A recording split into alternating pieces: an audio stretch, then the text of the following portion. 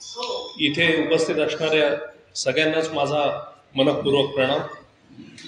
एक प्रवचनकार एकदा प्रवचन देत असताना त्यांनी अत्यंत सुंदर आणि चपखल बसणारी नेत्याच्या संदर्भातली आणि कार्यकर्त्यांच्या संदर्भातली एक गोष्ट सांगितल्याचं मला स्मरतं।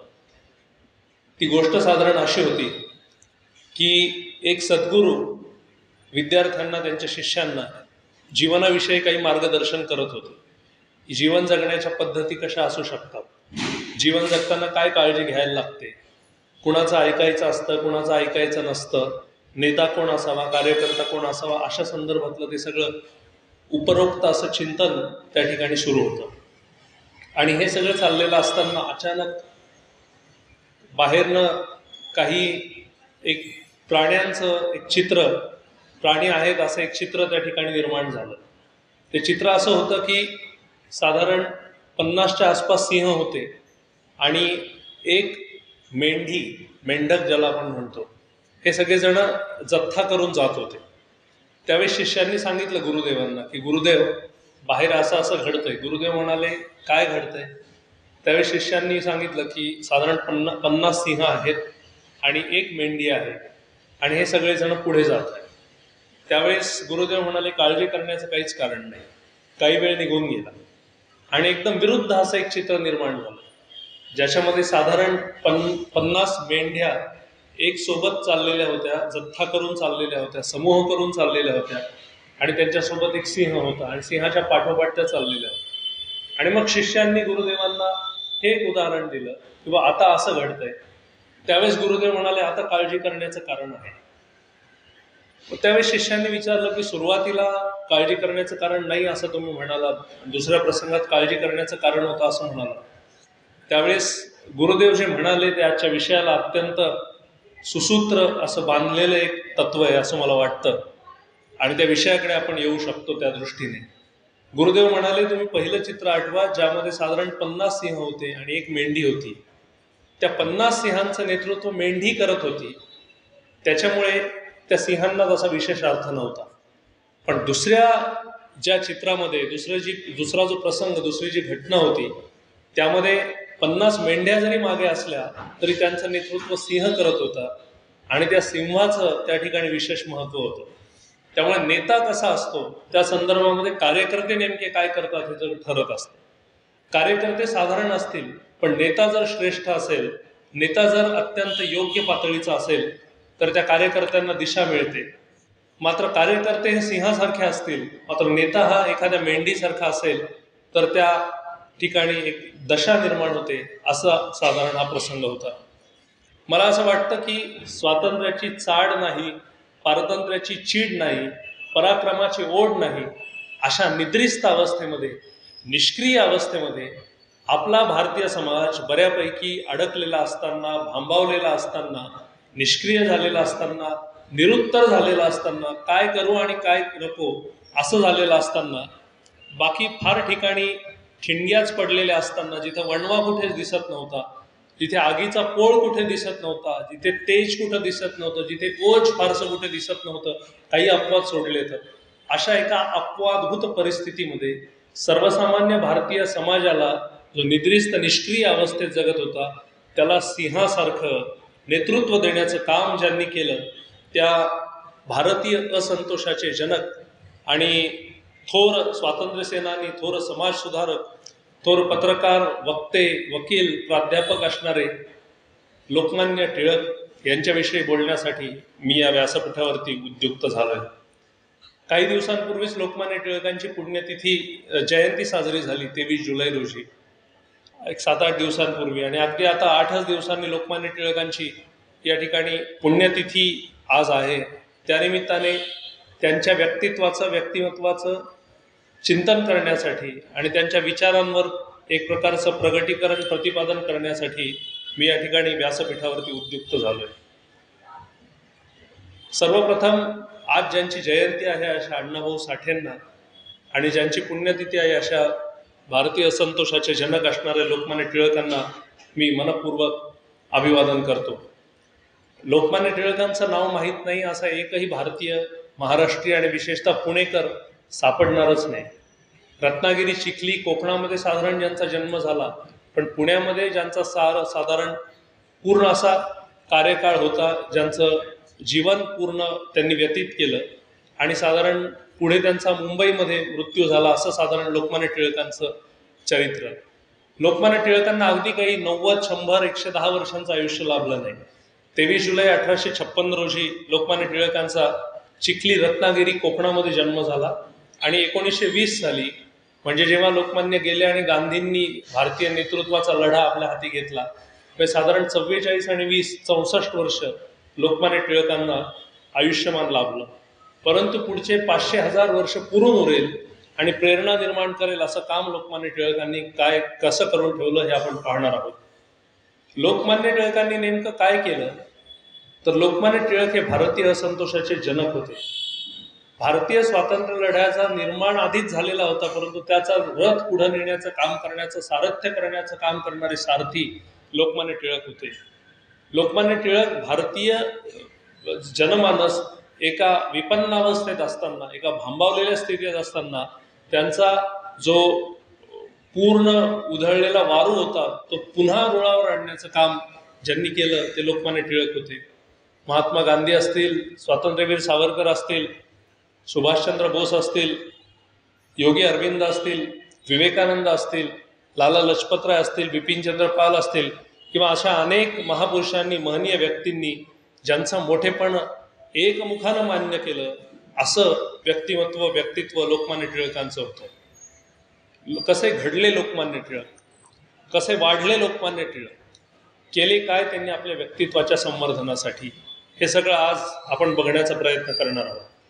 लोकमान्य टिळकांचा जन्म एका मध्यमवर्गीय अशा चित्पावन मराठी ब्राह्मण हिंदू कुटुंबामध्ये झाला. ज्यांचे वडील हे लोकमान्य टिळकांप्रमाणे स्वतः शिक्षक होते, शिक्षण तज्ज्ञ होते आणि समाजामध्ये नीतिमत्ता राहावी, समाजामध्ये तत्वांची पेरणी होत राहावी आणि मानवतेच्या मळ्यात भलेपणाचं पीक घ्यावं, सद्गुणांची शेती करून संयमाचं अन्नधान्य पिकवावं, अशा प्रकारचा एक संदेश ज्यांच्या जीवनातून आपल्याला मिळाला ते लोकमान्य टिळकांचे वडील होते. लोकमान्य टिळकांचे वडील दुर्दैवाने त्यांचं वय फार कमी असताना गेले. त्यांच्या आईचंही साधारण तसंच झालं आणि लोकमान्य टिळक हे लहान असताना अनेक प्रसंगांमधून लोकमान्य टिळकांच्या बाणेदार स्वभावाची किंवा लोकमान्य टिळकांच्या धीरोदात्ततेची आपल्याला वर्णन ऐकायला मिळतात आणि ती सांगितल्याशिवाय आपल्याला पुढे जाता येणार नाही. आपल्या सगळ्यांना शेंगांचा प्रसंग अगदीच माहिती आहे. म्हणजे लोकमान्य टिळक म्हणजे शेंगा, अगदी हा प्रसंग म्हणजे यामध्ये अद्वैताचं नातं आहे. जसं बासरीपासून सूर वेगळे करता येणार नाहीत, समुद्रापासून पाणी वेगळं करता येणार नाही, तसंच त्यांचं आहे. परंतु त्या शेंगांच्या प्रसंगाच्या खोलात मी जात नाही. मात्र त्याच्यातून आपल्याला जो जीवनबोध मिळतो की जर एखादी गोष्ट मी केली नाही तर त्या संदर्भातली चूक मी मान्य करणार नाही आणि त्याच्या संदर्भातली शिक्षा देखील भोगण्याचं कुठलंही कारण नसताना मी ते करणार नाही, असा लोकमान्य टिळकांचा माणेदार स्वभाव होता. बरं, एक 5-6 वर्षांचा मुलगा जो शाळेमध्ये हा प्रसंग घडतोय, आईवडील सोबत असताना, वडीलधारेसोबत असताना आपण हे म्हणू शकतो की यांनी सांगितलं असेल, यांनी एक प्रकारची फूस लावली असेल म्हणून मुलांनी तसं केलं असेल. मात्र त्या ठिकाणी कुणीही नव्हतं. मात्र तो संस्कारांचा जो वसा वारसा होता ते लोकमान्य टिळक म्हणजे छोटा बाळ चालवत होता आणि असे शेंगांसारखे काही बाणेदार प्रसंग त्यांच्या आयुष्यामध्ये घडत आहेत. एकदा त्यांच्या शिक्षकांनी त्यांना एक गणित दिलं होतं आणि ते गणित लोकमान्य टिळकांनी म्हणजे छोट्या बाळाने सोडवलं. ते सोडवत असताना त्याने दाखवलं शिक्षकांना की मी असं हे गणित सोडवलं. त्यावेळेस शिक्षक म्हणाले की अरे, हे उत्तर तुझं बरोबर आहे, मात्र तुझ्या पद्धतीने हे केलेलं आहे. म्हणजे दही अंडी तर फुटलेली आहे, परंतु तो सगळा जो काही समूह उभा करायला लागतो ती पद्धतच मुळामध्ये चुकलेली. त्यावेळेस छोटा बाळ म्हणाला की मला असं वाटत नाही, तुमचं म्हणणं योग्य असेल पण माझंही उत्तर बरोबर आहे आणि पद्धतही बरोबर. त्यावेळेस शिक्षकांनी परत एकदा नकार दिला. मग आता हे चुकीचं झालं, असत्य आहे, हे मान्य करायचं नाही हा संस्कार असल्यामुळे त्यांनी ते मान्य केलं नाही लोकमान्य टिळकांनी. मग शेवटी ते प्रकरण मुख्याध्यापकांकडे गेलं. मुख्याध्यापक गणित विषयाचे नसावे, दुसऱ्या विषयाचे असावेत. मग त्यांनी एका तज्ज्ञाला त्या ठिकाणी पाचारण केलं. ते तज्ज्ञ म्हणजे केरुनाना छत्रे, जे थोर गणितज्ञ होते. पुणेकरांना त्यांचं नाव माहिती आहे. त्या केरुनाना छत्र्यांना बोलावण्यात आलं आणि त्यांनी सांगितलं की बाबा हे जे काही उत्तर आहे हे अगदी बरोबर आहे आणि पद्धत ही देखील बरोबर आहे. म्हणजे सदाशिव पेठेमध्ये आपल्याला इकडे यायचं असेल, ज्या ठिकाणी आपण जिथे बसलेलो आहोत, तर एखादा माणूस अगदी ते बॉम्बे डाईंग हे जे दुकान आहे किंवा सुजाता मस्तानी हा जो भाग आहे तिकडनं येऊ शकेल, पेरुगेट पोलीस चौकीकडनं एखादा माणूस येऊ शकेल. शेवटी पद्धत कोणती असली तरी पण आपण इप्सितस्थानी पोहोचतो आहोत की नाही महत्वाचं. परंतु शिक्षकांचा तो अट्टहास होता, आग्रह होता, निग्रह होता, दुराग्रह होता, तो त्या ठिकाणी चूक ठरला आणि मग छोट्या बाळच्या चेहऱ्यावर एक प्रकारचं हास्य निर्माण झालं. म्हणजे या प्रसंगात नाही, लहानपणापासून सत्याची कास धरणारा, चुकीच्या गोष्टी मान्य न करणारा, कुठलीही गोष्ट सत्य असत्यतेशी ग्वाही करणारा असा छोट्या बाळची ही निर्मिती होती. आणि या ठिकाणी फक्त एक छोटा बाळ आकाराच येत नव्हता, तर ज्या लोकमान्य टिळकांनी पुढे ब्रिटिशांना जेरीस आणलं होतं, अगदी 1890 पासून 1920 पर्यंतच्या या 30-35 वर्षाच्या पूर्ण काळामध्ये ज्यांनी ब्रिटिशांच्या नाकीनऊ आणले होते, ज्यांनी ब्रिटिशांना झुकायला भाग पाडलं होतं, अशा लोकमान्य टिळकांचा देखील त्या ठिकाणी प्रवास सुरू होत होता. माझ्या दृष्टीने हे फक्त एक छोटं वर्गातलं उदाहरण नाहीये, तर इतिहासातलं एक मोठं उदाहरण आहे. भविष्यकाळ समोरावासून उभा असताना आपल्या समर्पक अशा बाणेदारपणाने लोकमान्य टिळकांनी अनेक गोष्टी केल्या. एक दिवस त्यांच्या वडिलांनी त्यांना छोटे असताना, बाळ छोटा असताना एक अंगठी आणून दिली, सोन्याची अंगठी. त्यावेळेस बाळ म्हणाला, मला ही सोन्याची अंगठी नको, कारण माझा समाज एकतर विपन्न अवस्थेत आहे, हे सगळं ठीक आहे, परंतु या अंगठीचं मी काय करू, त्यापेक्षा त्या किमतीची पुस्तकं मला आणून दे, जेणेकरून मी त्या पुस्तकांचा अभ्यास करीन आणि स्वातंत्र्याची पारतंत्र्याची चाड नसलेल्या आणि कुठल्याही प्रकारच्या म्हणजे ज्यांचं राज्य आहे, ब्रिटिशांचं राज्य इथे आहे, ते आपण बेमालूमपणे सहन करतो, त्याची कुठलीही जाणीव नसणाऱ्या या समाजाला, निद्रिस्त समाजाला जागं करण्याचं काम मला करायचं आहे असं मला वाटतं. आणि म्हणून डेक्कन कॉलेजमध्ये प्रवेश घेतल्यानंतरही, म्हणजे 10वी नंतर, 10वी 11वी नंतर शरीरयष्टी आपली उत्तम असावी तर आपण ब्रिटिशांचा सामना करू शकतो. म्हणून 1 वर्ष त्यांनी पूर्ण वेळ ते थांबले होते, त्यांनी रजा घेतली होती आणि त्या 1 वर्षाच्या काळामध्ये त्यांनी शरीर सौष्ठव आपलं उत्तम कसं होईल, म्हणजे समर्थ रामदास नेहमी जे म्हणतात की तुमचं शरीर हे बलवान असलं पाहिजे तर तुम्ही शत्रूंचा निपात करू शकाल, की रोगी हा कोण पुसे अशक्ताला, रोगी बरडा दिसे. अशक्त माणसाला कोणी, म्हणून सावरकरांनी पुढे ते केलं, रामदासांनी, विवेकानंदांनी ते केलं, तेच लोकमान्य टिळकांनी स्वतःच्या आयुष्यामध्ये केलं होतं. अगदी छोटा एक संस्कृतचे शिक्षक शिकवत असताना संत हा शब्द कशा पद्धतीने लिहावा, तर छोट्या बाळाने तो शब्द 3 वेगवेगळ्या प्रकारांनी लिहून दाखवला होता. स आणि न ला त, त्यानंतर सवर टिंब आणि त, अनुस्वार आणि त, आणि स न त आणि तचा पाय हलवत, अशा पद्धतीने त्याने शिक्षकांनाही काही वेळा आव्हान दिलं होतं. तर हे सगळं हे सत्याच्या पातळीवर चाललेलं होतं. तुकाराम महाराज म्हणतात, सत्य असत्याशी मन केले ग्वाही, नाही मानियले बहुमत, की सत्य काय असत्य काय बघितलं, समोर कोण आहे हे मी बघितलं नाही.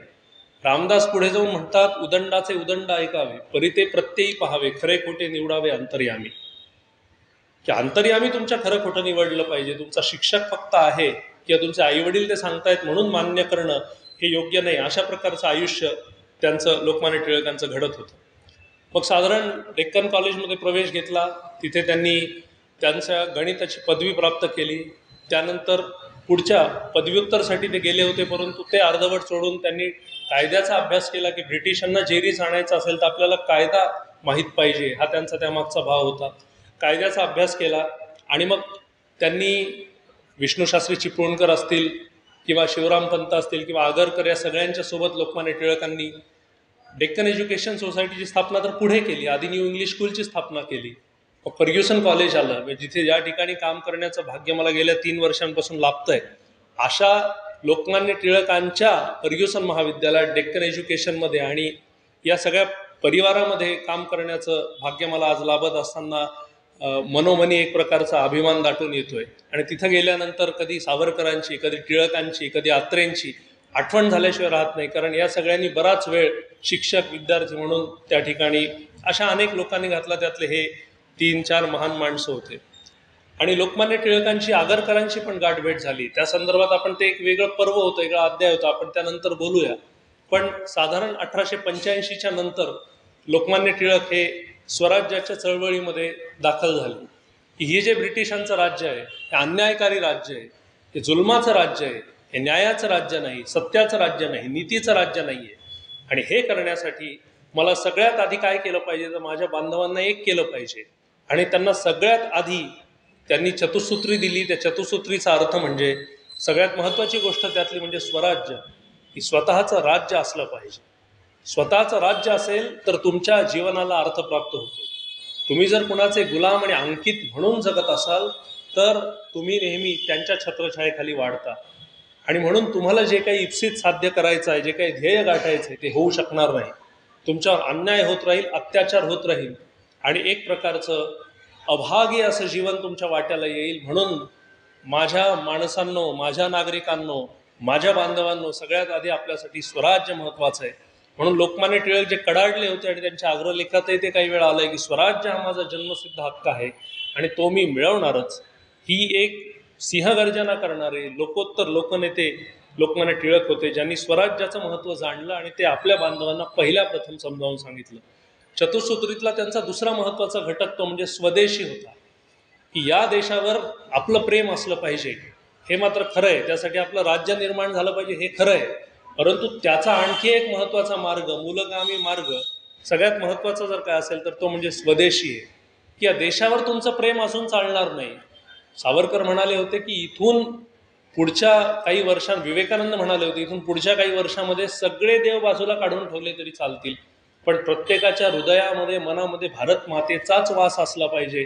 देवांचं महत्त्व नंतर आहे, आधी आपला देश महत्त्वाचा आहे. सावरकर थोडं पलीकडे जाऊन म्हणाले होते की देहाकडून देवाकडे जाताना वाटेत देश लागतो आणि त्या देशाचाही मी कुणीतरी लागतो, हे आपल्याला मान्य झालं पाहिजे. म्हणून अष्टभुजेचा उपासक असणारा विनायक पुढे आज्ञेयवादी झाला आणि त्याच्या मनाच्या गाभाऱ्यात आणि चित्ताच्या देवाऱ्यात उरली ती फक्त भारत माता. या भारत मातेसाठी आपलं प्राण बलिदान केलं पाहिजे, आत्माहुती केली पाहिजे, परंतु तिच्यासाठी जगता पण आलं पाहिजे. प्रत्येकानं बलिदान करून चालणार नाही, शेवटी स्वातंत्र्य मिळेल कसं. त्यासाठी स्वदेशी अत्यंत महत्त्वाचं आहे. आणि पुढे सीमा परांजपेंनी जे काही लिहिलं किंवा लोकमान्य टिळकांच्या मार्गदर्शनाखाली जिथे सावरकरांचा पुतळा आहे डेक्कनच्या आसपास, त्या ठिकाणी जी विदेशी कपड्यांची होळी झाली होती, त्यातलं मुख्य काम जरी सावरकरांचं असलं तरी त्याचा जो पाठिंबा होता, जो मूळ आधार होता, जे त्याचं बलस्थान होतं, जी त्याच्या मागची तात्विक अशी पार्श्वभूमी होती, ती सगळी लोकमान्य टिळकांच्या राजकीय स्वातंत्र्याच्या तत्त्वज्ञानातनं पुढे आली होती. हे पण आपल्याला विसरता कामा नये. म्हणून या देशावर तुमचं प्रेम फक्त असून चालणार नाही, तर स्वदेशी गोष्टींचाच पुरस्कार केला पाहिजे आणि विदेशी गोष्टींना पूर्णपणे नाकारलं पाहिजे, असं टिळकांचं सांगणं होतं. जेणेकरून तुम्ही जर स्वदेशीचा पुरस्कार केला आणि विदेशी माल असेल तो जर कोणी घेतलाच नाही तर विदेशी माल हा तसाच पडून राहील, त्याची मागणी कमी होईल आणि मग त्यांचं उत्पन्नही त्या दृष्टीने तयार होणार नाही. तुलनेनं जर तुम्ही स्वदेशी गोष्टींकडे वळलात, हे काय असेल, स्वदेशी साबण असेल, स्वदेशी टूथपेस्ट असेल, स्वदेशी ब्रश असेल, स्वदेशी कपडे असतील, स्वदेशी पद्धतीनं तयार झालेले अन्नपदार्थ असतील, आपली संस्कृती असेल, आपली तत्व असतील, हे जर आपण करू शकू तर ब्रिटिश या ठिकाणी जातील. म्हणून तुमच्या मनातनं आधी ब्रिटिशांनी जावं हे वाटलं पाहिजे, तेव्हा ते तुमच्या कृतीतनं येईल. हाच भाग लोकमान्य टिळकांचा असायचा. तिसरा महत्त्वाचा भाग म्हणजे स्वराज्य आणि स्वदेशी बरोबरच बहिष्कार, की तुम्ही स्वदेशी गोष्टींवर प्रेम करताय, स्वदेशी वस्तूंवर प्रेम करताय, मात्र हे करत असताना विदेशी गोष्टींचा बहिष्कार तुम्हाला करता आलं पाहिजे. ज्या शासनाने तुम्हाला अगदी किड्या मुंग्यांसारखं वागवलं, ज्या शासनाने तुमचे हाल अपेष्टा सहन करणारे दिवस तुमच्या बाबतीत निर्माण केले, त्या शासनाला उलटून टाकण्यासाठी केवळ त्यांच्या विचारांचाच नाही तर त्यांच्या वस्तूंचा, त्यांच्या सगळ्या तत्वांचा, नीतींचा, त्यांच्या नियमांचाही एक प्रकारचा बहिष्कार केला पाहिजे. आणि याच्या पलीकडे जाऊन राष्ट्रीय शिक्षण आलं पाहिजे, कारण शिक्षण हे वाघिणीचं दूध आहे, आंबेडकर म्हणतात, जो पिईल तो गुरगुरल्याशिवाय राहणार नाही. शिक्षणानं सर्वांच्या मनामध्ये एक प्रकारचं साहस निर्माण होऊ शकेल, एक प्रकारची परिपक्वता निर्माण होऊ शकेल, ज्ञान, माहिती, विवेक निर्माण होऊ शकेल आणि त्यामुळे सारे प्रश्न सुटतील. म्हणून टिळक, आगरकर या सर्व महनीय मंडळींनी मिळून जी मी मगाशी म्हटले, new English school, Deccan education society, Fergusson महाविद्यालय, हे सगळं त्यांनी स्थापन केलं. याच्या मागचा उद्देश म्हणजे हे विदेशी बनावटीचं जे काही शिक्षण असेल, जे मेकॉलेला अभिप्रेत होतं की रक्त भारतीय असलं तरी चालेल पण मेंदू आणि आत्मा भारतीय असता कामा नये, म्हणून इथून पुढच्या काळामध्ये क्लर्क्स बनवणारं शिक्षण आपल्याकडे आलं पाहिजे. कारण भारतीयांना जर तुम्ही त्यांचं शिक्षण दिलं तर ह्या शिक्षणाने ते पुढे विजेते बनतील, जगज्जेते बनतील, ही भीती मेकॉलेला होते. आणि 1935च्या कायद्याच्या नंतर तर ते सगळं झालंच, पण त्याच्या आधी टिळकांनी राष्ट्रीय शिक्षणाची मुहूर्तमेढ रोवली की जेणेकरून माझा माणूस या मातीशी संबंधित असणारा, या मातीशी संदर्भ साधणारा, सुसंगत असणारा, या देशावरती प्रेम करणारा, इथल्या समाजाच्या गरजा ओळखणारा नागरिक, तसा अभ्यासक्रम आपला असला पाहिजे. 2020 साली जे राष्ट्रीय शैक्षणिक धोरण आता मोदीजींच्या नेतृत्वाखाली आलं, ज्याचे काही ठिकाणी स्वीकृत झालं, काही ठिकाणी झालं नाही, काही ठिकाणी कौतुक होतं, काही ठिकाणी टीका होते, पण त्यामध्ये पण जे काही त्यांनी केलं त्यामध्ये गांधी, टिळक, अरविंद, विवेकानंद यांच्या विचारांचं एक तत्वज्ञान, त्याचा प्रभाव आपल्याला दिसतो की इंग्रजीचं महत्त्व जे काही फार वाढतंय आणि सगळं इंग्रजाळलेलं होतंय ते होता कामा नये. भारतीय मूल्य, भारतीय परंपरा, भारतीय संस्कार, भारतीय शिक्षण पद्धती याचाच अंतर्भाव आपल्याकडे असला पाहिजे. हळूहळू हे आपल्याला काढून टाकायचं आहे. आपलं भारतीयत्व रुजलं पाहिजे आणि पाश्चात्तीकरण जे भारतीयांचं होतंय ते दूर व्हायला लागेल. हा जो मोदीजींचा विचार आहे, याची प्रेरणा टिळक, गांधी, विवेकानंद, सावरकर यांच्या तत्वज्ञानात आली आहे हे म्हटलं तर वावगं ठरणार नाही. नंतरच्या काळामध्ये टिळक आगरकरांमध्ये आणि टिळक आणि संस्थेमध्ये काही मतभेद तयार झाले आणि ते मतभेद तयार झाल्यानंतर की बाबा टिळक एक त्या ठिकाणी शिकवत असत, परंतु त्याचे पैसे किंवा वेतन घेत नसत. ते वेतनाचं स्वरूप काय असावं, मग ते वेतन हे सांपत्तिक स्थितीनुसार असावं की ते वेतन केलेल्या कामानुसार असावं वगैरे वगैरे, अशा बऱ्याच गोष्टींमध्ये त्यांच्यात मतभेद निर्माण झाले आणि टिळक जे काही शिकवणी घेऊ लागली तर ते पण संस्थेच्या काही सदस्यांना मान्य नव्हतं. अत्यंत बुद्धिमान, तर्कखोर असे काही लोक त्याच्यात होते, त्यांनी त्या गोष्टीला आक्षेप घेतला आणि मग टिळकांनी राजीनामा पत्र दिलं. ते राजीनामा पत्र म्हणजे समजा मी जर एखाद्या ठिकाणचा राजीनामा दिला तर मी 400 ओळीत लिहील की मी तुमच्याकडे इतके दिवस काम केलं, परंतु मला चांगलं वाटलं, मी खूप शिकलो, परंतु मला आता हे शक्य होणार नाही, इथून पुढच्या काळामध्ये मला आपण आपल्या सेवेतनं मुक्त करावं, मला दुसरीकडे जायचं आहे. 4-8 ओळी मी लिहून मोकळा होईल. 80 पानांचं राजीनामा पत्र लोकमान्य टिळकांनी लिहिलं आणि असं म्हणतात की 80 पानांचं राजीनामा पत्र हे डेक्कन एज्युकेशन सोसायटीसाठी त्यांची जी काही घटना आहे त्याच्यासाठी खूप मदत होती की नियमावली काय असावी, प्राध्यापकांचं वागणं कसं असावं, संस्थेचे नियम काय असले पाहिजे, संस्थेची नीतिमत्ता, त्यांचं अभ्यासक्रम वगैरे वगैरे, या सगळ्या गोष्टींबद्दल त्यांनी लिहिलं. आणि केसरी मराठा या संदर्भातही जेव्हा काही वाद निर्माण झाले टिळक आगरकरांमध्ये आणि टिळक म्हणाले की बाबा हे तुम्ही घ्या सगळं आणि आता मी जातो, म्हणून जे काही पत्र लिहिलं ते देखील 40 पानांचं पत्र होतं. ते सुद्धा राजीनामा पत्र होतं, एखादा दस्तऐवज असावा असं हे मोठं असं व्यक्तिमत्व लोकमान्य टिळकांचं होतं. लोकमान्य टिळकांच्या बद्दल काही गोष्टी सांगता येतील की साधारण 1890च्या नंतर लोकमान्य टिळक इंडियन नॅशनल काँग्रेसमध्ये सामील झाले. तिथे जो मवाळवाद्यांचा जो गट होता म्हणजे ज्याच्यामध्ये गांधी होते आणि इतर लोक होते, परंतु लोकमान्य टिळक हे जहाल मतवादी गटाचे होते. लाला लजपतराय असतील, टिळक असतील, बिपिन चंद्रपाल असतील, या सगळ्यांनी जहाल गोष्टींचं की बाबा चिठ्ठ्या देऊन, पत्र देऊन त्या गोष्टींनी आता काम होणार नाही, आता आपल्याला सशस्त्र चळवळच करायला लागेल, आपल्याला जहाल व्हावं लागेल, आक्रमक व्हावं लागेल, असं त्यांचं म्हणणं होतं. परंतु काँग्रेसची एक विचारधारा वेगळी होती आणि दुसरी विचारधारा ही होती, त्यामध्येही टिळकांचे काही मतभेद संभवले. कारण बुद्धिमान माणसांचं असंच असतं, ते फार पटकन कुठेही कुणासोबतही अगदी त्यांच्यासोबत ते ज्याला आपण मिक्स होणं म्हणतो किंवा ज्याला आपण जेल म्हणतो ते त्यांचं होऊ शकत नाही. ते खूप अपवादभूत स्थितीमध्ये खूप कमी लोकांशी, कारण ते बुद्धिमान असतात, ते तर्कट असतात, कुठलीही गोष्ट तर्कावर घासून पुसून बघणारे असतात, त्यामुळे प्रत्येक ठिकाणी अगदी हो हो मान्य आहे मला, तुमचं काय म्हणणं, हो हेही छान आहे, हो तेही छान आहे, अशा पद्धतीचं ते व्यक्तिमत्व नसतं. हे असेल तर मी हे करेल, हे नसेल तर मला जमणार नाही, अशा पद्धतीचा एक बाणेदारपणा जो त्यांच्यामध्ये होता, ज्याचे त्यांना आयुष्यात काही फायदे पण झाले, परंतु अशा प्रसंगांमध्ये काही तोटे पण संभवतात. टिळकांचं सामाजिक काम ज्यामध्ये प्लेगची साथ आली, त्यामध्ये प्लेगची साथ आल्यानंतर एक प्रकारचं आक्रमण ब्रिटिश सरकारचं झालं, घरादारामध्ये घुसायचं आणि एक प्रकारे जे वाटलं ते, महिला असतील, पुरुष असतील, लहान मुलं असतील, म्हातारे वयोवृद्ध असतील, त्यांच्याकडे बघायचं नाही, आम्हाला ही शारीरिक चाचणी करायची आहे, आम्हाला हे करायचं ते करायचं आहे, असं करून त्यांच्यावर एक प्रकारचा दबाव आणायचा. त्यावेळेस सरकारचं डोकं आता ठिकाणावर आहे काय, असा एक आक्रमक परखड सवाल लोकमान्य टिळकांनी त्या ठिकाणी विचारला होता.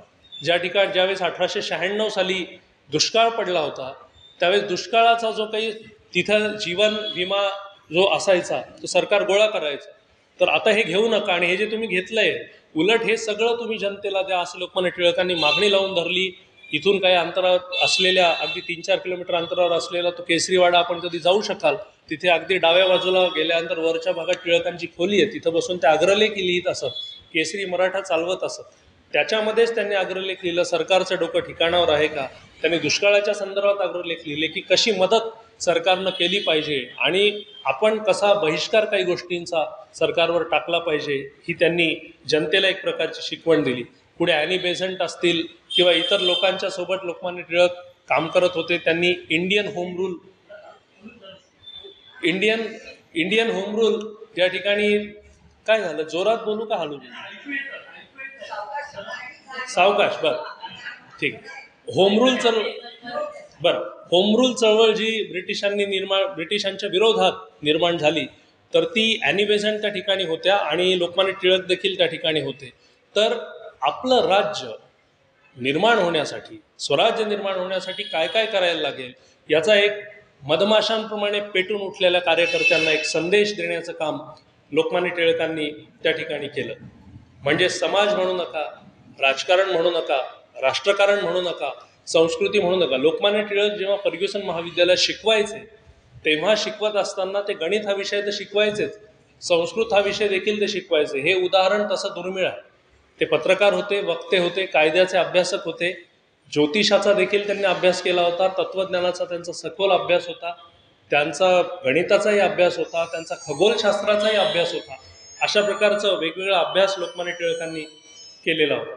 तर अशा प्रकारचं हे लोकमान्य टिळकांचं साधारण व्यक्तिमत्व जे अनेक क्षेत्रांमध्ये त्यांनी काम केलं होतं. लोकमान्य टिळकांच्या वक्तृत्वाचा जर अभ्यास केला तर लोकमान्य टिळकांचं घणाघाती वक्तृत्व होतं. अगदी असं ज्याला आपण खूपच मधाळ असं वक्तृत्व त्यांचं नव्हतं. त्यांचं आक्रमक वक्तृत्व होतं. हृदयापासून शब्द निघत असत आणि विजांचा कडकडाट जसा होतो त्या पद्धतीनं शब्द हे समोरच्यावर कोसळून पडत असत. समोरचा माणूस हा शांत राहू शकत नसे, तो द्वेषाने पेटून उठत असे. ज्याप्रमाणे मी मगाशी म्हटलं तसं मधमाशा एकदम शेवून उठतात, एकदम त्या तेवलेल्या असतात, त्यांच्यामध्ये एक ओज तेज असतं, त्या पद्धतीचं तेज निर्माण झालंच पाहिजे. अशा प्रकारचं जे वक्तृत्व सावरकरांचं होतं, विवेकानंदांचं होतं, अगदी तसंच वक्तृत्व लोकमान्य टिळकांचं देखील होतं. लोकमान्य टिळकांचं प्राध्यापकीकरण हे देखील मी सांगितलं, त्यांचं वक्तृत्व. संपादक म्हणून देखील लोकमान्य टिळक हे अत्यंत आक्रमक असत. ते असं म्हणत असत, न्यायाधीशाचं काम त्याच्या खुर्चीवर बसल्यानंतर जे असतं तेच काम संपादकाचं त्याच्या खुर्चीमध्ये बसल्यावर असतं. कुणाला बरं वाटेल म्हणून, कुणाला खरं वाटेल म्हणून, कुणाला पटावं म्हणून, कोणाला बरं वाटावं म्हणून लिहिणं हे संपादकाचं काम नाही. जे सत्य आहे, जे परखड आहे, जे खरं आहे ते त्या ठिकाणी मांडलं पाहिजे. मग मी याच्या बाजूचा की त्याच्या बाजूचा हा विचार करता कामा नये. हा विचार लोकमान्य टिळक संपादकाच्या बाबतीत बोलून दाखवत असत. म्हणून आगरकरांशी पुढच्या काळात जेव्हा मतभेद झाले, मराठाची जबाबदारी टिळकांवर होती, केसरीची जबाबदारी आगरकरांवर होती, पण पुढे दोन्ही जबाबदाऱ्या लोकमान्य टिळकांनी घेतल्या की बाबा पत्रकारिता करत असताना आपल्याला काही बाजू या विशेषतः राजकीय आणि राष्ट्रीय बाजू लावून धराव्याच लागतील, सामाजिक बाजू नंतर आल्या तरी चालतील, हा टिळकांचा आग्रह होता. आणि टिळक हे वकील देखील होते, त्यांचं वकिलीतलंही नैपुण्य उत्तम होतं. पण भारतीय लोकांसाठी उभं राहताना किंवा काही केसेस, काही खटले लढवताना देखील टिळक अत्यंत आक्रमकपणे, बाणेदारपणे, मुद्देसूदपणे, मर्मग्राहीपणे सगळे मुद्दे आपले मांडत असत. आणि राजनीतिज्ञ म्हणून देखील टिळकांचा नेहमीच वर्चस्व आपल्याकडे राहिलेला आहे. म्हणून नामदार गोपाळकृष्ण गोखले असतील, रानडे असतील किंवा गांधी असतील, यांची पद्धत साधारण वेगळी असली तरी भारतीय असंतोषाचे जनक हे टिळक होते. म्हणून 1890 ते 1920 ही 30 वर्ष एक प्रकारचं नेतृत्व पूर्णपणे लोकमान्य टिळकांकडेच होतं. लोकमान्य टिळक गेले आणि मग गांधीजींचा राजकीय पटलावरती उदय झाला. 1894 पासून 1920 पर्यंत गांधी आफ्रिकेत होते, इंग्लंडला होते, इथे त्यांनी काही काम केलं. ही 25-26 वर्ष हे काम त्यांनी केलं. परंतु त्यांचे नेते त्या अर्थाने टिळकच होते. परंतु टिळकांनंतर जेव्हा टिळक रूपी सूर्य मावळला तेव्हा गांधीरूपी सूर्य भारतीय राजनीतीच्या पटलावर निर्माण झाला. आणि मग पुढचं नेतृत्व गांधीजींनी केलं हे आपल्याला माहिती आहे. परंतु त्याचं जे काही मूलमंत्र जे होते त्या संदर्भातले लोकमान्य टिळकांनी दिलेले होते. लोकमान्य टिळक हे आगरकरांचे मित्र होते, मी मगाशी म्हटलं. हे दोघं डेक्कन कॉलेजमध्ये असतानापासून मित्र होते. त्यांची मैत्री शेवटपर्यंत होती. परंतु त्यांच्यामध्ये मनभेद नसले तरी मोठ्या प्रकारचे मतभेद त्यांच्यामध्ये संभवले. लोकमान्य टिळकांचा जो विचार होता तो राजकीय स्वातंत्र्य आणि राष्ट्रकारण याला प्राधान्य देणारा होता. तर आगरकरांचा विचार हा समाज सुधारणा आणि सामाजिक जाणीवा याला जास्त महत्त्व देणारा होता. म्हणजे टिळकांचा सामाजिकरणाला किंवा समाज सुधारणांना विरोध होता असं नाही. आगरकरांचं म्हणणं हे असं होतं की स्वातंत्र्य मिळेल, म्हणजे शाहूंचंही ते म्हणणं होतं, गोखल्यांचं रानड्यांचंही साधारण त्याच अर्थाचं म्हणणं होतं की स्वातंत्र्य महत्त्वाचं नाही असं नाही, ते महत्त्वाचं आहेच आहे, परंतु त्याबरोबरच समाज सुधारणा व्हायला हवी. म्हणून विधवा पुनर्विवाह असेल, बालविवाह असेल, केशवपन असेल, सतीप्रथा याला कडाडून टोकाचा विरोध आगरकरांनी केला. त्यांच्या संपादनामध्ये देखील ते टोकाने ते लिहित असत. परंतु लोकमान्य टिळकांचा विचार वेगळा होता. विधवा विवाह, पुनर्विवाह, बालविवाह, सती, केशवपन हे वगैरे ठीक आहे, परंतु हे चाललेलं असताना असं दाखवायचं की आम्हाला सुधारणा करायच्या, परंतु आपल्या धार्मिक आणि आपल्या पूर्वीपासून चालत आलेल्या परंपरांमध्ये एक प्रकारचा हात घालायचा आणि मग त्याला कलुषित विद्रूप करून टाकायचा, हा जो ब्रिटिशांचा डाव होता हा टिळकांनी ओळखला होता आणि टिळकांना हे अजिबात नको होतं. त्यामुळे टिळक आणि आगरकरांमध्ये खूप मोठ्या प्रकारचे मतभेद संपवले. त्यांच्यामध्ये काही प्रकारचे तात्विक मतभेद विकोपाला गेले, काही काळ त्यांचा एकमेकांशी संबंध देखील नव्हता. तर असं हे टिळक आणि आगरकरांमधलं, परंतु दोघंही एका ध्येयासाठी झटत होते हे मात्र खरं आहे. या देशाला स्वतंत्र करणं आणि गुलामगिरीपासून मुक्त करणं ब्रिटिशांच्या, हे आगरकर आणि टिळकांचं ध्येय होतं, मात्र त्यांचे मार्ग वेगळे होते. टिळक आणि राजर्षी शाहू महाराज यांच्यामध्येही काही गोष्टी विषयी देशाच्या स्वातंत्र्याबद्दल वगैरे काही प्रकारचे एक विचारसारखे असले तरी पण त्यांचे मार्ग कसे असावे या संदर्भामध्ये त्यांच्यामध्ये बदल होता, परिवर्तन होतं. केशवपन, सतीप्रथा हे जे विचार होते, हे जे महत्त्वाच्या गोष्टी होत्या, हे नको, हे आपल्याला मुळापासून उखडून टाकलं पाहिजे, हे शाहूंचं म्हणणं होतं. परंतु आपण हे करत बसलो तर आपल्या समाजामध्ये एक प्रकारचं दुभंगले पण निर्माण होईल आणि त्यांच्यामध्ये एक प्रकारचं कन्फ्युजन देखील तयार होईल, असा टिळकांचा त्यामागचा बाणा होता. म्हणून टिळकांनी शाहूंना आणि शाहूंनी टिळकांनाही काही गोष्टींनी विरोध केला. विशेषतः वेदोक्त प्रकरणामध्ये राजर्षी शाहू महाराज हे शूद्र जमातीचे जातीचे आहेत आणि ते आता क्षत्रिय झालेले आहेत आणि म्हणून त्या काळच्या ब्राह्मणांनी, पुराणिकांनी, पौरोहित्य करणाऱ्यांनी त्यांना वेदाध्ययनाचा अधिकार याहीपेक्षा वेदमंत्राचा अधिकार नाही हे सांगितलं. लोकमान्य टिळकांकडे जेव्हा हे प्रकरण गेलं तेव्हा लोकमान्य टिळक म्हणाले असं करता येणार नाही. ते शूद्र होते किंवा नाही हे आपल्याला माहीत नाही, परंतु ते सध्या छत्रपती आहेत आणि छत्रपती असल्या कारणानं त्यांना पुराणांमधलं नाही तर वेदांमधले देखील संदर्भ त्यांच्याशी जोडणं हे अधिक योग्यतेचं ठरेल. परंतु त्यांच्या कुटुंबियांना तो अधिकार देता येणार नाही, कारण ते स्वतः छत्रपती आहेत, सगळं कुटुंब छत्रपती नाही, असं टिळकांचं म्हणणं होतं. शाहूंचा याला विरोध होता. शाहू म्हणाले हे जमणार नाही, मला तुमचा विरोध समजतो, परंतु तुमच्या ज्या काही गोष्टी, तुमची मतं आहेत ही मला पटणारी नाही आहे.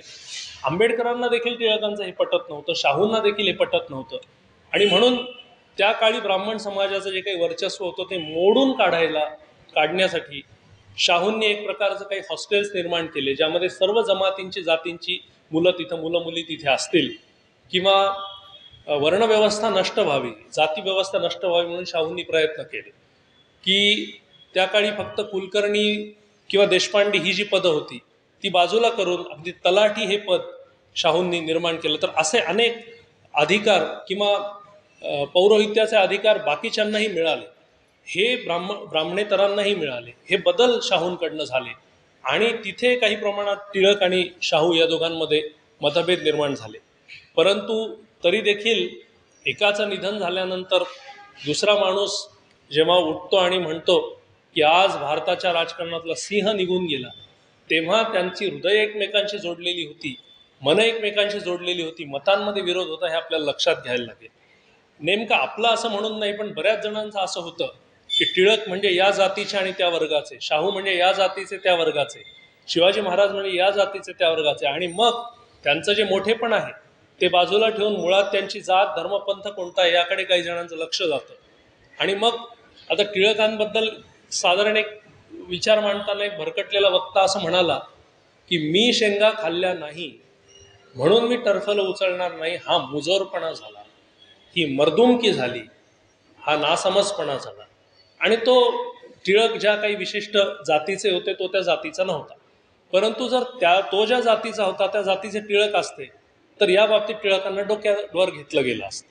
पण मला असं म्हणायचं की अमुक व्यक्ती एखाद्या जातीची आहे म्हणून तिचं वागणं बरोबर आहे आणि अमुक व्यक्ती या जातीची नाही म्हणून वागणं बरोबर नाही, हा जो एक प्रकारचा पूर्वग्रह दूषितपणा समाजामध्ये आलेला आहे, ते टिळक, सावरकर, आंबेडकर या सर्वांच्याच दृष्टीने न परवडणारं आणि घातक आहे असं मला वाटतं. लोकमान्य टिळक आणि विवेकानंद यांचाही काही एक प्रकारचा संबंध आला होता.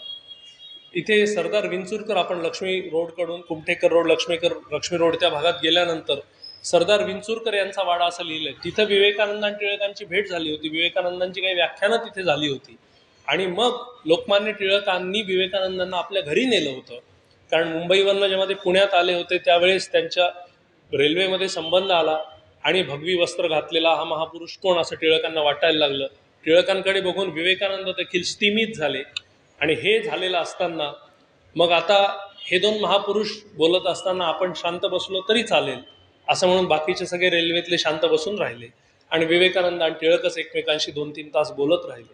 तेव्हा लोकमान्य टिळकांना विवेकानंदांचं मोठेपण पटलं. त्यांनी विवेकानंदांना घरी बोलावलं, ते पुण्यात काही काळ राहिले आणि मग टिळक म्हणाले की कसं आहे, मी महाराष्ट्राचा आहे, तुम्ही बंगालचे आहात, तर तुमच्या भागातल्या लोकांना कदाचित तुमचं फार महत्त्व नसेल आणि या भागातल्या लोकांना माझं फार महत्त्व नाही आहे, अतिपरिचयात आवडणे होती, त्यामुळे मी तिकडे जातो, तुम्ही इथे थांबा, तुम्ही कायमचे इथेच थांबा. त्यावेळेस लोकमान्य टिळकांना विवेकानंद म्हणाले की माझ्या गुरूंनी मला काहीतरी काम दिलंय, जबाबदारी दिलेली, ती पूर्ण करण्यासाठी मला आता श्रीलंका, हाँगकाँग, जपान मार्गे अमेरिकेला जायचं आहे, पण मी इथं थांबू शकणार नाही. आणि दुसऱ्या दिवशी पहाटे जेव्हा टिळक उठले तेव्हा विवेकानंद त्या ठिकाणाहून पसार झाले होते. आणि मग नंतर जेव्हा शिकागोमधली सर्वधर्म परिषद झाली त्यावेळेस लोकमान्य टिळकांना लक्षात आलं की आपण या माणसाला, विवेकानंदाला नाव खूपदा विचारलं परंतु यांनी नाव सांगितलं नाही, नुसतं म्हणत होता संन्यासी आहे, पण आज मला कळलं हा माणूस किती मोठा आहे. आणि जेव्हा विवेकानंद गेले 1902 साली त्यावेळेस टिळक गहिवरले आणि त्यांनी एक अग्रलेख लिहिला, त्यामध्ये लिहिलं की हा माणूस कसा महान होता, त्याने हिंदू धर्माविषयी कसं काम केलं वगैरे वगैरे. मग एकमेकांच्या मतांमध्ये विरोध असताना पण एकमेकांचं मोठेपण मान्य करण्याची जी काही सहिष्णुता, जे मोठेपण, जी संस्कृती होती, म्हणजे मी शाहू, टिळक आगरकरे जसं सांगितलं तसं आपल्याला नकार मिळालेला असताना देखील त्याचं मोठेपण मान्य करायचं आणि मनात कुठलाही राग, लोभ ठेवायचा नाही, हे लोकमान्य टिळकांचं तत्व होतं. तर अशा प्रकारे अनेक लोकांशी लोकमान्य टिळकांचा त्यांच्या आयुष्यामध्ये संबंध येत होता. लोकमान्य टिळकांनी महत्त्वाची अनेक कामं केली, परंतु आज आपण गीता धर्म मंडळामध्ये आहोत आणि त्यांनी जे गीता रहस्य हा जो त्यांचा ग्रंथ आहे की कर्मफलाचा त्याग करावा, कर्माचा त्याग करू नये, कर्मफलाचा त्याग करावा, हे सांगणारी जी गीता आहे त्या गीतेवर एक साधारण टीका म्हणजे अगदी विरोध नाही, टीका याचा अर्थ ज्याला आपण त्याचं विवेचन म्हणतो, त्याचं प्रतिपादन म्हणतो, हा त्याचा अर्थ आहे. तर त्यावर टीका लोकमान्य टिळकांनी लिहिली, ज्याला गीता रहस्य म्हणतात. साधारण 1000 पानांपेक्षा जास्त मोठा ग्रंथ आहे. 20 वर्ष लोकमान्य टिळकांचं चिंतन त्यावर चालू होतं, म्हणजे बालपणापासून म्हणूया, परंतु साधारण 1890 पासून 1910 पर्यंत त्यांचं चिंतन चालू होतं. आणि ज्या काळात ते मंडालेच्या तुरुंगामध्ये त्यांना कारावास झाला होता, त्या ठिकाणी असताना त्यांनी पहिली 3 वर्ष 6 वर्ष ते तिथे होते. पहिली 2-3 वर्ष नाही, 1908 ते 1910 नाही, पण 1910 पासून डिसेंबर पासून 1911 मार्च एप्रिल पर्यंत या 4-5 महिन्यात तो ग्रंथ त्यांनी लिहून काढला. कारण 20-25 वर्ष चिंतन त्यावर त्यांनी केलेलं होतं, त्यामुळे ते लिहिणं त्यांना सोपं झालं. आणि मग तिथे काही ब्रिटिश होते, अधिकारी होते, त्यांना वाटलं काही राजकारणाच्या संदर्भातलं हे असावं, त्यांना ते काही कळलंच नाही, म्हणून त्यांनी ती हस्तलिखित जप्त केली. असं म्हणतात, चरित्रात असंही लिहिलं की त्यांनी ती फाडून टाकली. परंतु लोकमान्य टिळक घाबरले नाही, ते म्हणाले हा ग्रंथ माझ्या मनावर पूर्णपणे कोरलेला आहे, कारण तो माझा स्वतः मी लिहिलेला आहे, त्यामुळे मी तो परत लिहू शकेल. आणि असं करत लोकमान्य टिळकांनी ती 1200 जी पानं होती, जी नंतर काही गाळली त्यांनीच, 1500 पानं असावी, परंतु 857 पानं आणि 150 पानांच्या तळटिपा, नोट्स वगैरे, काही उदाहरणं, हे सगळे मिळून 1000 पानांचा तो ग्रंथ आला. त्यामध्ये 2 प्रकारामध्ये गीतेचा अंतरंग आणि गीतेचं बाह्यरंग. तर गीतेचा अंतरंग म्हणजे गीतेमध्ये भक्तियोग सांगितलाय, कर्मयोग सांगितलाय, कर्मयोगाची जिज्ञासा काय असली पाहिजे, भक्तियोग कसा असला पाहिजे, या संदर्भातलं एक व्यापक असं चिंतन एका भागात लोकमान्य टिळकांनी केलंय. आणि दुसऱ्या भागामध्ये भगवद्गीता आणि गौतम बुद्ध यांचा काय निकटचा संबंध आहे, किंवा गौतम बुद्ध, भगवद्गीता आणि बायबल यामध्ये काय तौलनिक अभ्यास आहे, बुद्धांचं जे धम्मपद होतं आणि गीता यामध्ये काय तौलनिक अभ्यास आहे, किंवा हे करत असतानाच भगवद्गीतेचा वेळ कोणता होता, काळ कोणता होता, त्याचं महत्त्व काय होतं वगैरे वगैरे, असा अनेक भाव, असा अनेक अर्थ दडलेलं चिंतन त्यांनी दुसऱ्या भागामध्ये केलं. आणि मुळामध्ये शंकराचार्यांच्या पूर्वीपासून, शंकराचार्यांच्या आधीपासून गीता हा प्रवृत्तीपर ग्रंथ आहे हेच मान्य केलं होतं, की संन्यास घेऊन कुठंतरी जायचं आणि मग स्वतःची मुक्ती साधायची, समाजाला वाऱ्यावर सोडून द्यायचं, असं नाही. असं त्या ग्रंथाचा अर्थ आहे असं शंकराचार्यांच्या आधी मानलं गेलं होतं. परंतु गौतम बुद्ध आणि त्याच्यानंतर शंकराचार्य आले, तो सगळा काळ, त्यामध्ये शंकराचार्यांनी असं सांगितलं की गीता हा प्रवृत्तीपर ग्रंथ नाही, हे चुकीचं आहे. गीता हा निवृत्तीपर ग्रंथच आहे. निवृत्ती म्हणजे अगदी रिटायरमेंट असा त्याचा अर्थ नाही आहे. निवृत्तीचा अर्थ या ठिकाणी तुम्ही ज्ञानसाधना करायची, ज्ञानमार्गाने जायचं, भरपूर ज्ञान निर्माण करायचं, एक प्रकारची सिद्धावस्था प्राप्त करायची, मनाची शुद्धी करायची, चित्तशुद्धी करायची, आणि मग नंतर मुक्ती मिळवण्यासाठी तुम्ही एकांतामध्ये कुठेतरी विजनवासामध्ये एकांतामध्ये जायचं आणि तिथे आयुष्याचं, तिथे परमेश्वराचं चिंतन करत बसायचं. कारण तुम्हाला आता ज्ञानसाधना झाली आहे, चित्तशुद्धी तुमच्या शुद्ध आहे, तुम्ही स्वच्छ शुद्ध झालेला आहात, म्हणून तुम्ही आता समाजाला सोडून पुढे निघून गेलात तरी चालेल, अशा प्रकारच्या निवृत्तीचाच हा ग्रंथ आहे असं शंकराचार्यांनी सांगितलं. लोकमान्य टिळकांनी पुन्हा त्यावर हा ग्रंथ लिहिला आणि त्यांनी सांगितलं की, लोकमान्य टिळकांनी असं सांगितलं की शंकराचार्यांच्या आधी जो मतप्रवाह होता की गीता हा निवृत्तीपर नाही तर हा प्रवृत्तीपर आहे, परंतु शंकराचार्यांनी सांगितलं की प्रवृत्तीपर नाही, हा निवृत्तीपर आहे. परंतु पहिलंच मत बरोबर आहे. शंकराचार्यांविषयी मला अभिमान आहे, त्यांचं मी मोठेपण जाणतो, टिळक म्हणतात, परंतु त्यांचं हे मत मला पटत नाही की ते म्हणतात हे पूर्ण निवृत्तीपर आहे आणि आता तुम्हाला मुक्ती मिळाल्यानंतर, तुम्ही ज्ञानप्राप्ती झाल्यानंतर मुक्ती मिळवण्यासाठी समाजाला सोडून दिलं तरी चालेल, एकांतवासात तुम्ही मुक्ती मिळवा, हे मला पटत नाही. कारण माझ्या मागे माझा समाज उभा आहे आणि मी एकटा पुढे जाणं, मुळी मुक्ती मिळवणं मला मान्य होणार नाही. उरलेल्या पडलेल्या समाजाचं पुढे काय करायचं, म्हणून शंकराचार्यांचं हे मत मला पटत नाही असं त्यांनी सांगितलं. ते म्हणाले, शंकराचार्य म्हणतात त्याचा काही अंश गीतेमध्ये आहे की तुम्ही ज्ञानप्राप्ती करायची, तुम्ही काही गोष्टींपासून निवृत्त व्हायचं, हे ठीक आहे, परंतु पूर्णपणे तुम्ही मोकळं होऊन जायचं, जबाबदारी झटकायची आणि पुढे जायचं आणि समाजाला मागे सोडायचं, हे मला मान्य होणार नाही, असं लोकमान्य टिळकांचं मत होतं. म्हणून कर्मफळाचा त्याग करण्याबरोबरच, कर्म म्हणजे काय समजण्याबरोबरच, कर्माची जिज्ञासा करण्याबरोबरच तुम्हाला आम्हाला नेमकं ज्ञानप्राप्ती झाल्यानंतर आपलं कर्म काय आहे ते प्राप्त करावं लागेल आणि त्याच्यासाठी एकट्याला नाही तर सगळ्यांना सोबत घेऊन जावं लागेल. हा माझा त्या ग्रंथ लिहिण्यामागचा विचार आहे आणि हाच श्रीकृष्णाच्या भगवद्गीतेचा विचार होता. अन्यथा अर्जुन जो विपन्नावस्थेत होता आणि जो गलितगात्र झालेला होता, काय करावं हे त्याला कळत नव्हतं, त्या अर्जुनाला भगवंतांनी तसंच ठेवलं असतं की तुला तर ज्ञानप्राप्ती झालेली आहे किंवा यानंतर होईल, तू त्यानंतर मोकळा आहेस. तसं त्यांनी केलं नाही, त्याला लढायला भाग पाडलं. कारण प्रवृत्ती माणसाची कर्मयोगाचीच आहे आणि शेवटपर्यंत स्वतःच्या आणि त्याहीपेक्षा इतरांच्या उन्नतीसाठीच आपण प्रयत्न करावा, असाच गीतेचा अर्थ आहे, असं लोकमान्य टिळकांचं साधारण म्हणणं होतं. आणि म्हणून लोकमान्य टिळकांनी जी भगवद्गीता वाचली होती त्याचा परिणाम असा की त्यांच्या आयुष्यामध्ये काही असे धीरोदात्तपणे वागण्याचे दुःखदायक काही प्रसंग घडले होते. मुलगा विश्वनाथ त्याचा प्लेगच्या साथीने मृत्यू झाला होता, त्यांच्या 2-3 जवळच्या नातेवाईकांचा मृत्यू झाला होता. त्यानंतर विश्वनाथचा 28व्या वर्षी मृत्यू झाला. कोणीतरी टिळकांना येऊन सांगितलं, टिळक अग्रलेख लिहित होते, तो अग्रलेख टिळकांनी पूर्ण केला. अग्रलेख लिहून तो बाजूला ठेवला आणि मग टिळकांच्या डोळ्यामध्ये अश्रू तरळले की आपलं जे काही काम आहे, कर्तव्यपूर्ती आहे, आपल्याला जे काही दिलं गेलं आहे नियतीकडनं, ईश्वराकडनं, ते आपल्याला पूर्ण करायला लागेल आणि मग पुढे नात्या गोत्यांचा किंवा आपतेष्टांचा विचार व्यक्त होतो, असं टिळकांचं मत होतं.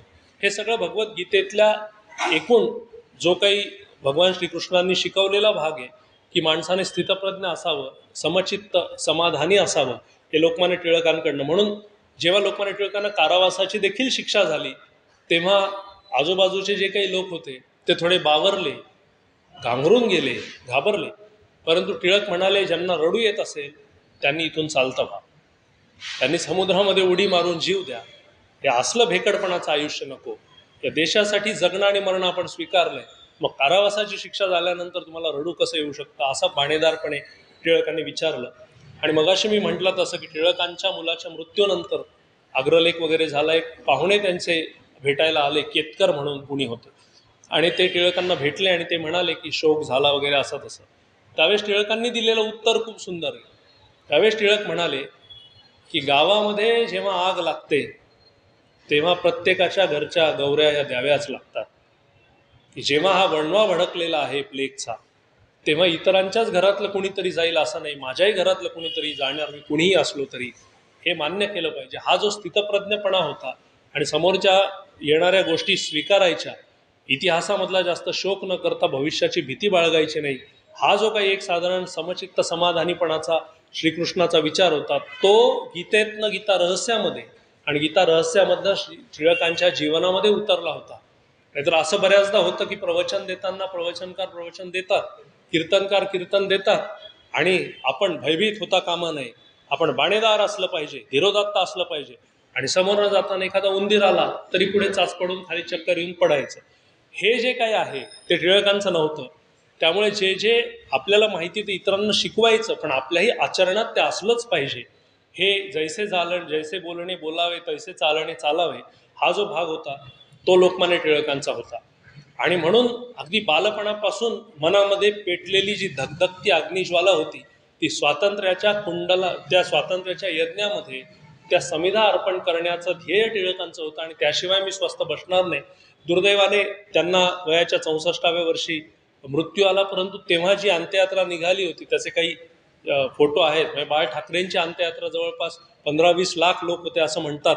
टिळकांची पण मुंबईमध्ये जी निघाली होती अंत्ययात्रा त्यालाही त्या काळामध्ये हजारो लाखो लोक होते असं काही वृत्तपत्रांमध्ये, काही चरित्रांमध्ये सांगण्यात येत आहे. आणि लोकमान्य टिळक हे सामाजिक विचार त्यांचे जरी काही वेगळे असले, त्यांचे राजकीय विचार जरी वेगळे असले, तरी या देशाला पटकन स्वातंत्र्य केलंच पाहिजे आणि या ब्रिटिशांच्या जोखडातून मुक्त करून आपलं राज्य पुन्हा निर्माण झालंच पाहिजे, हाच लोकमान्य टिळकांचा विचार होता. लोकमान्य टिळकांचे एक 2-3 विचार शेवटच्या 5 मिनिटांमध्ये सांगतो आणि आपल्या सगळ्यांची रजा घेतो. काही अग्रलेखांमधून लोकमान्य टिळकांनी जे केसरी मराठामध्ये अग्रलेख लिहिले, जवळपास 500पेक्षा जास्त अग्रलेख लोकमान्य टिळकांनी लिहिले. त्यातले अनेक अग्रलेख प्रसिद्ध आहेत, परंतु एका अग्रलेखामध्ये ते लिहितात, महान कार्य हे सोपे नसतात आणि जे कार्य सोपे वाटतात ते कधीही महान होऊ शकत नाहीत. म्हणून एखादं काम जर तुम्हाला खूप सोपं वाटलं, हे खूप सुकर आहे, सुलभ आहे, सोपं आहे, पटकन होऊ शकेल, तर ते महानत्वाकडे घेऊन जाईल असं नाही आहे.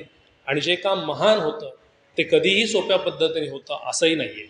म्हणून आपल्याला त्याग करावा लागेल, आपल्याला समर्पण करावं लागेल, काही गोष्टी धराव्या लागतील, काही सोडून द्याव्या लागतील, काही प्रमाणामध्ये झिजावं लागेल. कारण तुम्हाला जर चंदनाला जेव्हा उगाळलं जातंच चंदनाला, प्रत्येकाला तसं उगाळून घ्यावंच लागतं, तेव्हा एक सुगंध मागे राहतो. त्यामुळे कुठलंही सोपं कार्य, कुठलंही महान कार्य हे सोपं असू शकत नाही, हा लोकमान्य टिळकांचा विचार होता.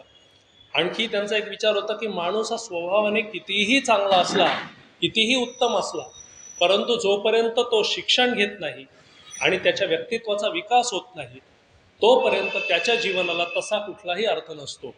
म्हणून आपण अगदी काही माणसं भाबडी असतात, सगळ्यांना मदत करतात, खूप चांगली असतात, हे सगळं ठीक आहे, परंतु जोपर्यंत ते शिक्षित होत नाहीत, जोपर्यंत ते विकसित होत नाहीत आणि ते अंतर्बाह्य बदलत नाहीत तोपर्यंत त्यांच्या जीवनाचा समाजाला आणि देशाला फायदा होऊ शकत नाही. म्हणून तुम्ही कोणतेही महापुरुष बघितले तरी त्यांचा बऱ्यापैकी शिक्षणाकडे त्यांच्या एकतर किंवा समाजाच्या शिक्षणाकडचा कल आहे. तुम्ही आंबेडकर बघा, तुम्ही शाहू छत्रपती बघा, फुले बघा, विवेकानंद घ्या, र.धो. कर्वे घ्या, कोणीही घ्या, टिळक घ्या, त्या सगळ्यांचं हेच मत राहिलेलं आहे. टिळकांचा आणखी एक विचार, त्यांचं म्हणणं आहे की जुलूम सहन करणं म्हणजे सोशिकता नाही आहे, की एखादा माणूस तुमच्यावर अन्याय अत्याचार करतोय आणि नाही मी फारच सहनशील आहे, मी अगदी संत विचारांचा माणूस आहे असं तुम्ही म्हणता आणि त्याचं काहीही सहन करता, तर याला कसलाही अर्थ नाही आहे किंवा तो परमार्थ देखील नाही आहे. तर त्या अन्यायाविरुद्धची चीड आणि त्या पारतंत्र्याची चाड तुमच्या मनामध्ये असलीच पाहिजे आणि तुम्ही पेटून उठलाच पाहिजे, या पद्धतीचा भाव लोकमान्य टिळकांनी व्यक्त केला. आणि जिथे जिथे त्यांना अन्याय दिसला, म्हणजे वर्गामध्ये शेंगा उचलण्याच्या प्रसंगामधला अन्याय असो, गणित चूक आहे का बरोबर आहे, बरोबर असतानाही शिक्षकांनी चूक म्हटलं तो अन्याय असेल, किंवा ब्रिटिशांनी जो जुलूम केला प्लेगच्या कायद्यामध्ये, किंवा शेतकऱ्यांना त्यांनी जो त्रास दिला त्यामधला अन्याय असेल, ह्या सगळ्या प्रकारे लोकमान्य टिळक नेहमी पेटूनच उठले. आणखी एक साधारण शेवटचा विचार या भाषणातला असेल. लोकमान्य टिळक असं म्हणतात की तुम्हाला जर कर्माचा पडदा हा काचेसारखा स्वच्छ केला तुम्ही तरच तुम्हाला परमेश्वर दिसू शकेल. मी पांडिचेरीला एका अगदी 12, 13, 14 वर्षांपूर्वी 2008 साली म्हणजे 16 वर्षांपूर्वी एका केंद्र सरकारच्या आणि अरविंद आश्रमाच्या एका शिबिरासाठी तिकडे गेलो होतो.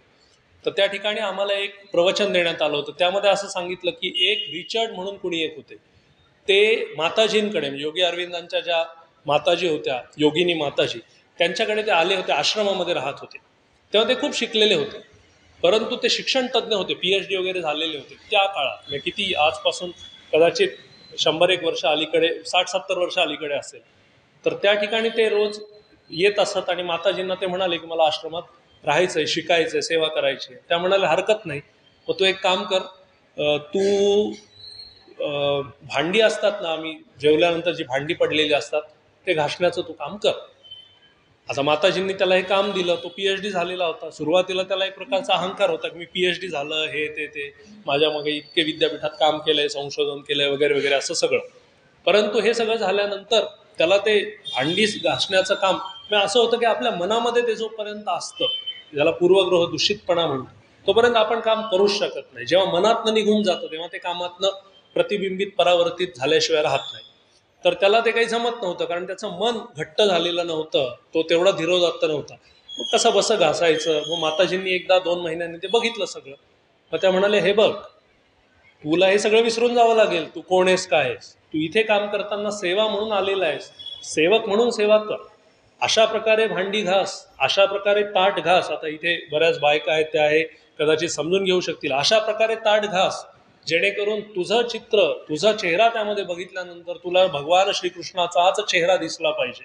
तोपर्यंत घासण्याचं थांबू नकोस. कर्मामध्ये पूर्णपणे एकता आणता, एक सूत्रता आण, एकाग्रता आण, तोपर्यंत थांबू नको. आणि अशा प्रकारे त्याला काही दिवसांनी स्वतःचा चेहरा, एक दिवस माताजींचा चेहरा आणि एक दिवस भगवान कृष्णाचा चेहरा दिसला असं म्हणतात. आणि मग त्याचं ते काम काढून घेण्यात आलं आणि त्याला दुसरं काम देण्यात आलं. जोपर्यंत काचेसारखं आपलं कर्माचा पडदा काचेसारखा स्वच्छ होत नाही तोपर्यंत आपल्याला परमेश्वर दिसत नाही. जोपर्यंत आपल्याला झिजता येत नाही तोपर्यंत इप्सित साध्य होत नाही. हेच लोकमान्य टिळकांना सांगायचं होतं. आणि शेवटचा मुद्दा मांडतो आणि थांबतो की लोकमान्य टिळकांचं वैशिष्ट्य या सगळ्या महापुरुषांपेक्षा हे एका अर्थाने ते अशा दृष्टीने वेगळे होते की ते एकाच वेळेस राजनीतिज्ञ होते, एकाच वेळेस समाजसुधारक होते, वक्ते होते, लेखक होते, प्राध्यापक होते, वकील होते, पत्रकार होते. हे सगळं होतंच, बरेच लोक असतात आणि होते पूर्वी.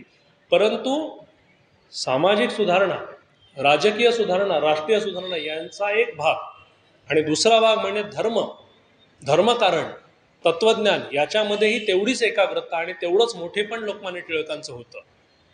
म्हणजे तुम्ही जर लोकमान्य टिळकांचं गीता रहस्य फक्त उपलब्ध असेल, तुम्ही चाळायला घ्या किंवा जस्ट प्रस्तावना त्याची वाचा, तुम्हाला कळेल की केवढा अभ्यास त्यांनी केलेला होता, केवढं त्यांचं चिंतन होतं आणि काय त्यांनी मूलमंत्र तत्वज्ञानाचे दिले होते. तर अशा पद्धतीने एक प्रकारचं उत्साहाने भारलेलं एक प्रकारचं, मगाचपासून मी जो शब्द 4-5 वापरला, बाणेदार असं जीवन लोकमान्य टिळकांना लाभलं. परंतु व्यक्तिगत स्वार्थाचा आणि लाभाचा कधीच विचार न करता माझ्या भारत मातेला ब्रिटिशांच्या जोखडातनं मुक्त करण्यासाठी मी झुंजून त्याच्यासाठी प्राणपणाने लढेल आणि इतर पिढ्यांनाही प्रेरणा देईल, हाच भाव लोकमान्य टिळकांनी सतत निर्माण केला आणि पुढच्या पिढ्यांना तो मूलमंत्र दिला.